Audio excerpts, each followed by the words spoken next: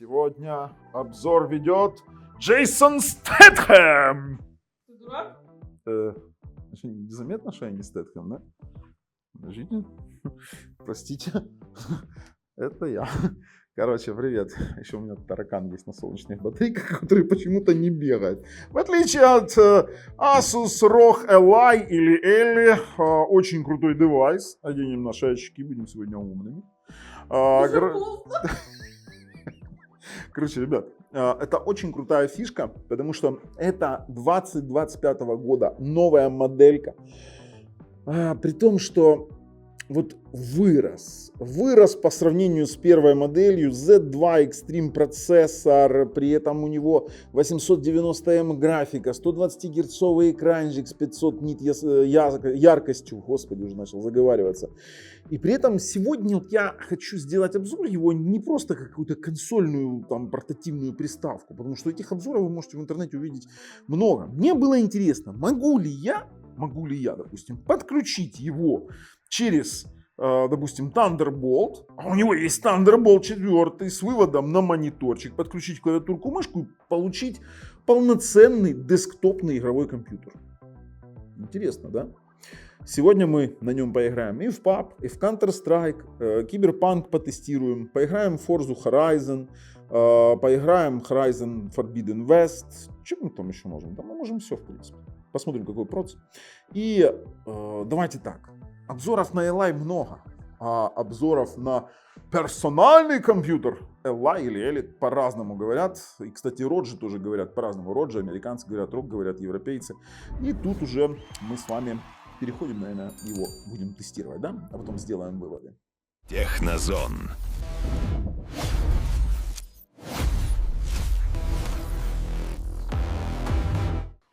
А в комплекте это такой бомж эдишн, короче. Ты понял? Блин, вот зарядочка, да? Зарядочка 65 ватт, кстати, Power Delivery. Ну, с этих там асусовскими некоторыми там быстрыми этими зарядками. И все, и документики, и все. Ну да ладно. Мы ж не ради распаковки сюда пришли. Мы-то пришли сюда ради ROG Ally или Ellie. Ребят, смотрите, давайте его включаю. Очень интересная штука. Экран, сразу говорю, остался такой же по размеру. 7-дюймовый Full HD 120 Гц. При этом яркость 500 нит, 314 ppi. Вот действительно очень качественный экран. Мы видим, сразу бросается в глаза подсветка. И поехали по самому Ally, да, или Ellie, кто как называет. 2 Type-C, при этом, что у него есть Thunderbolt 4, у него, видите, сразу Power Delivery показан, поэтому он может заряжаться, в принципе, не только от фирменной зарядки. У нас тут есть вот зарядка Югус, да, там мы можем вставить, и он будет заряжаться от него. Он, кстати, провибрировал. Есть асинхронные моторы, вибромоторы здесь. Есть вот такие вот динамики стерео, хороший стереоэффект дают, и стандартное вот такое вот Xbox расположение кнопок Y, X, A, B. При том, что у нас, я ввел пароль, у нас есть отпечаток пальцев кнопки, то есть можно настроить, и у вас будет отпечаток пальцев кнопки. Запускается сразу же у нас полноэкранный Xbox, с полной интеграцией с Windows 11, очень классно. Сейчас подождем чуть-чуть. Есть у нас кнопка Xbox, есть кнопка, допустим, того же самого Armoury Crate. Видите, вот полноэкранная версия, которая полностью оптимизирована у нас под геймпады. Ой, зря переключил. Вот. У нас есть полноэкранный Xbox, полностью оптимизированный под геймпады, и здесь сюда подтягиваются все игры. Например, из того же Steam, из EA, потом из Battle.net. Короче, сюда сейчас все стягивается со всех платформ. Это очень удобно. Из кнопок есть вот Xbox, есть Armoury Crate. При этом Armoury Crate есть управление режимами, есть управление подсветкой, есть ограничение FPS, если хотите продлить, допустим, свою жизнь аккумулятора. Видите, можно 120 поставить.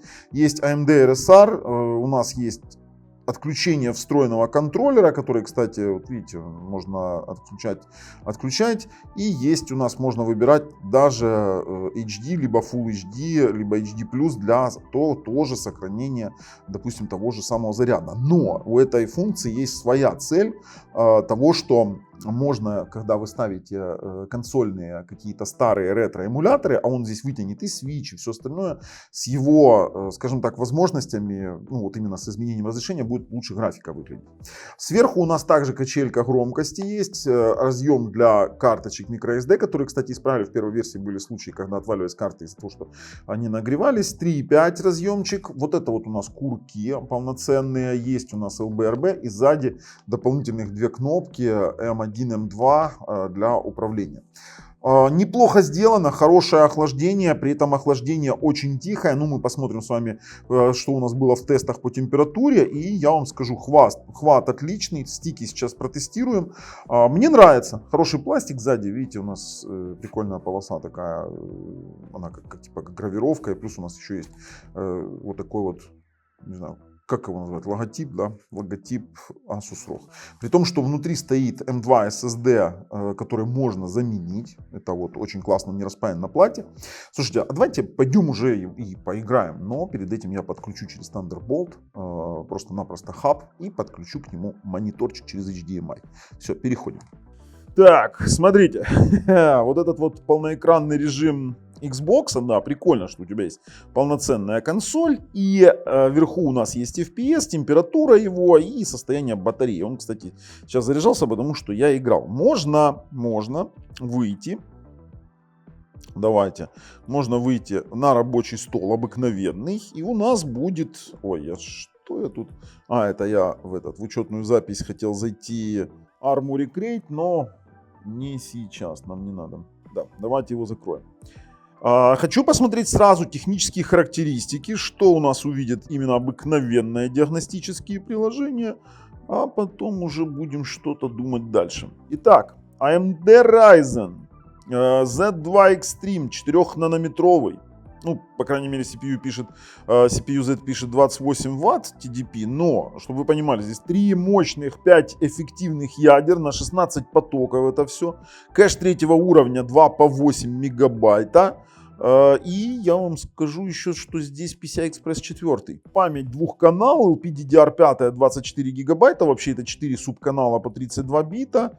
И графика, ну, у нас, видите, 890M Radeon, который, в принципе, вот на мини-ПК, я вам скажу, играют люди и в Киберпанк в том числе, и не морочат себе голову.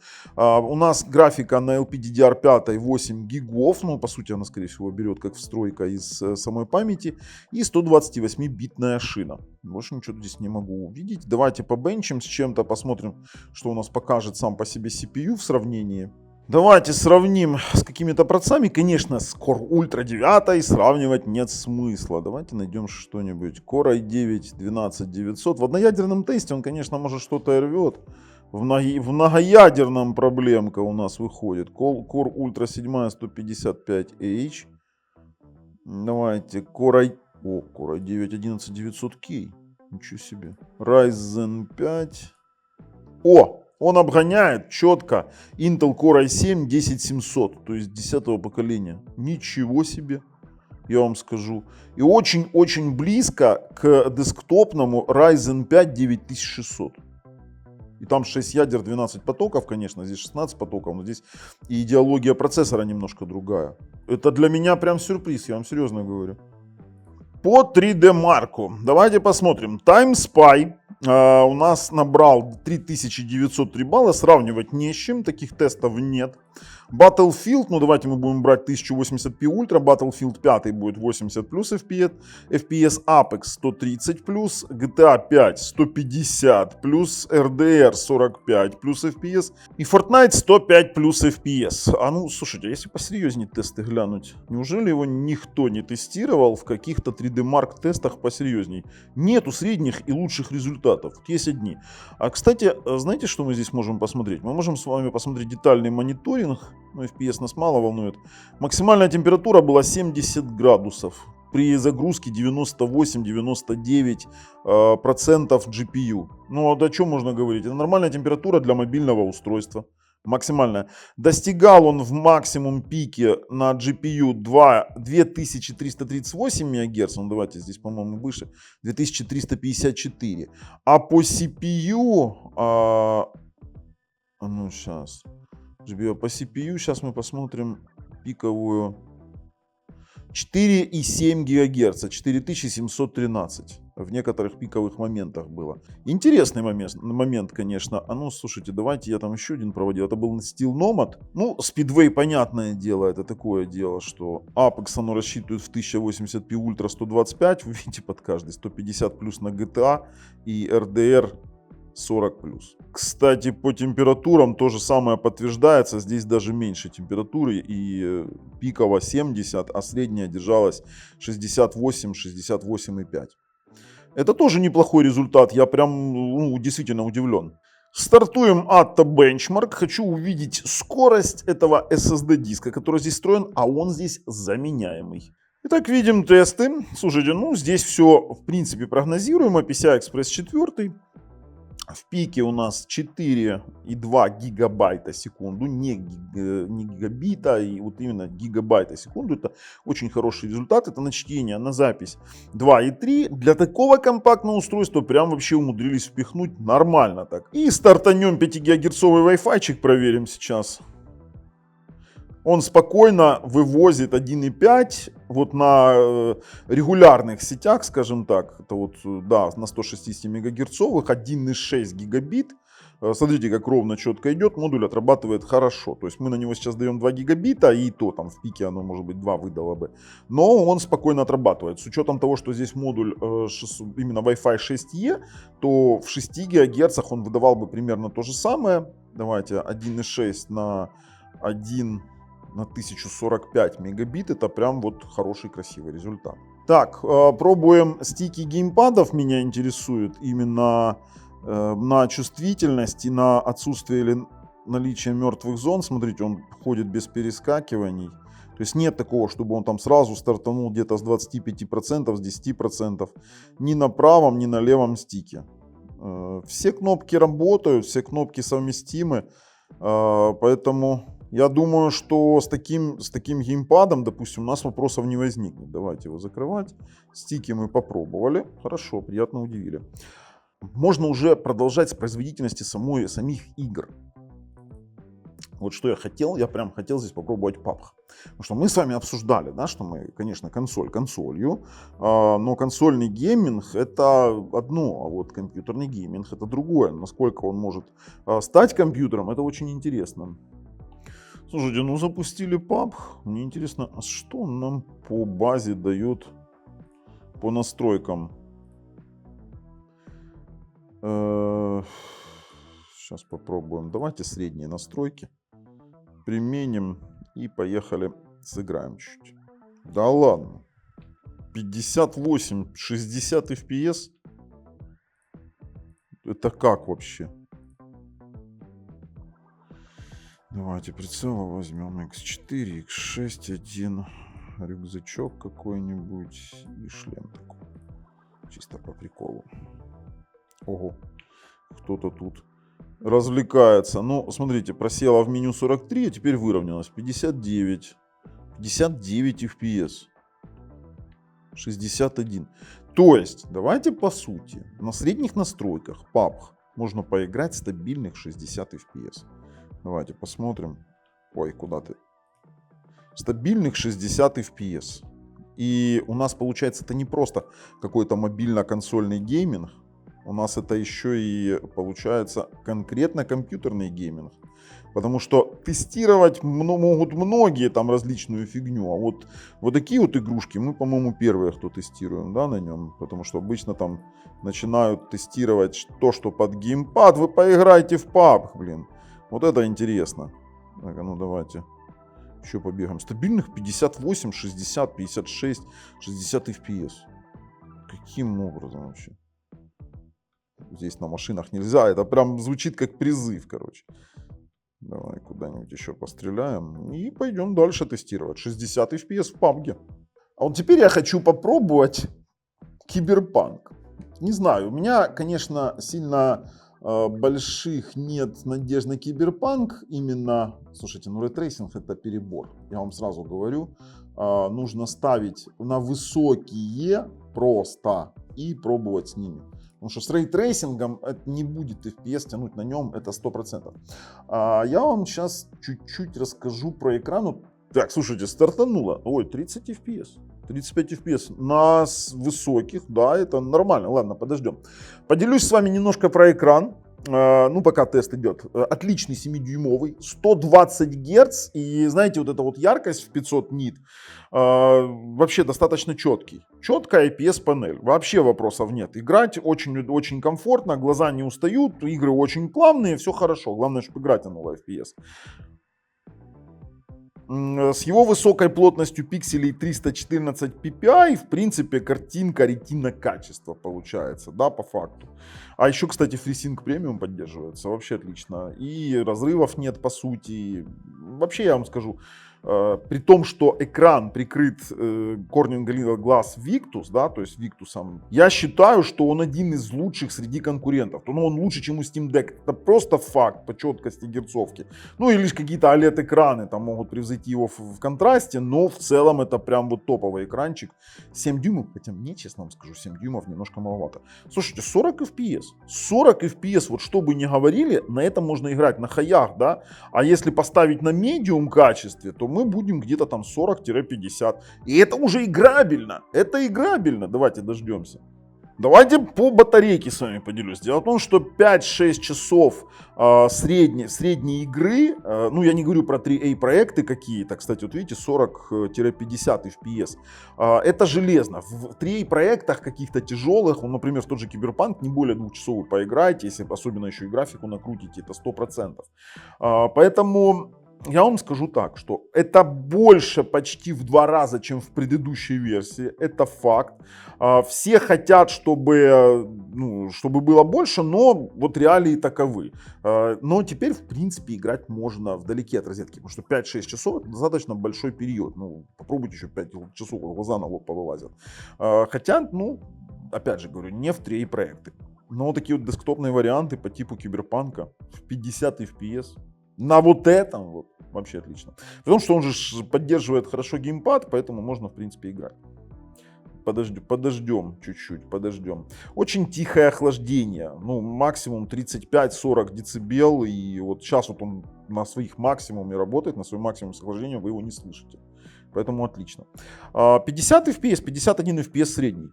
Ну, слушайте, давайте так, мы включили еще AMD FSR 3.1 фрейм-генерацию и посмотрим именно тест с ним на тех же самых медиум настройках.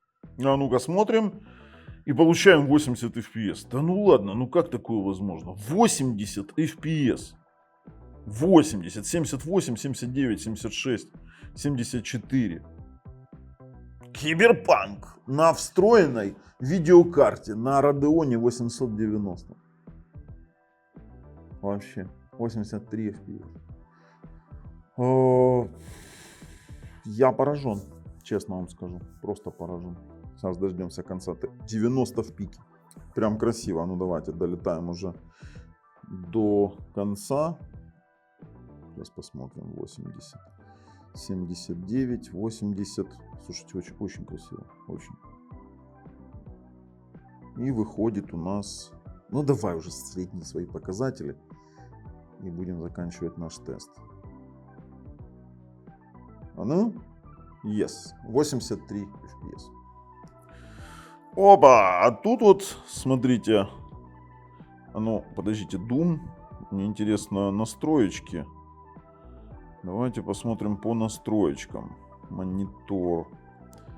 Refresh rate 60 Гц. Давайте включим генерацию фреймов. Посмотрим, как это будет выглядеть. И посмотрим, что у нас получится. Вообще, видеопамять практически занята. Ну, смотрите, 80, 88, 87 FPS. В Doom Dark Ages, я вам скажу, это прям уже прям красивый, классный гейминг. Прям на уровне каких-то бюджетных компов. А смотрите, как прикольно. Вы купили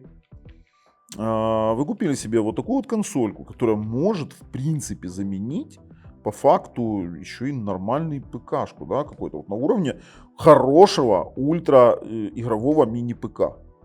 На самом-то деле, потому что мини-ПК, по сути, допустим, в 2025-2026 году они способны на это. Но это уже про 26 год можно говорить. О чем говорить? 86, 87 под 90 FPS. Ребят, это Doom Dark Ages. Знаете, чего хочется? Хочется поиграть в Counter-Strike на такой консольке. Это просто, это уже, знаете, это называется, когда собаке делать нечего, она в Counter-Strike играет.